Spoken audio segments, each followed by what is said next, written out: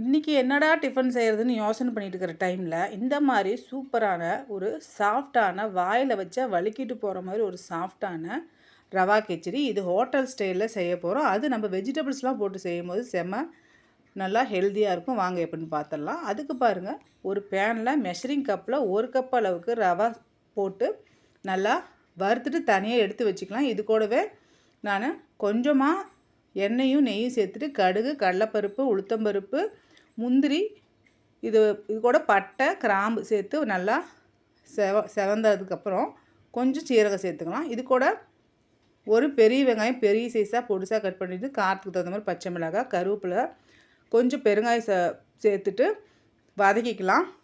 இது கொஞ்சம் வதங்கினதுக்கப்புறம் தேவையான அளவுக்கு காய்கறி, கேரட், பீன்ஸு, ஒரே ஒரு தக்காளி, பட்டாணி இது நல்லா கலந்துக்கலாம். இது கொஞ்சம் கலந்ததுக்கப்புறம் கொஞ்சமாக இஞ்சி பூண்டு பேஸ்ட்டு சேர்த்துட்டு மஞ்சள் பொடி கொஞ்சமாக கலந்து உப்பு தேவையான அளவுக்கு கலந்துட்டு இப்போ இந்த மூடி ஒரு மீடியம் ஃப்ளேமில் ஒரு 3 நிமிஷம் வேக வச்சுக்கலாம். இப்போ காய் நல்லா வெந்துருச்சு. ரவை எடுத்த கப்லேயே 3 கப் அளவுக்கு நான் சுடுதண்ணி வச்சுருக்கேன். அதோடு சேர்த்துட்டு நம்ம இந்த வறுத்த ரவையும் கொட்டி நல்லா கலந்துக்கலாம். இப்போ பாதி தண்ணி வற்றினதுக்கப்புறம் மூடி ஒரு 3 நிமிஷம் வேக வச்சுக்கலாம். இப்போ பாருங்கள், ஓரளவுக்கு எல்லாமே நமக்கு தண்ணியெல்லாம் வற்றிருச்சு.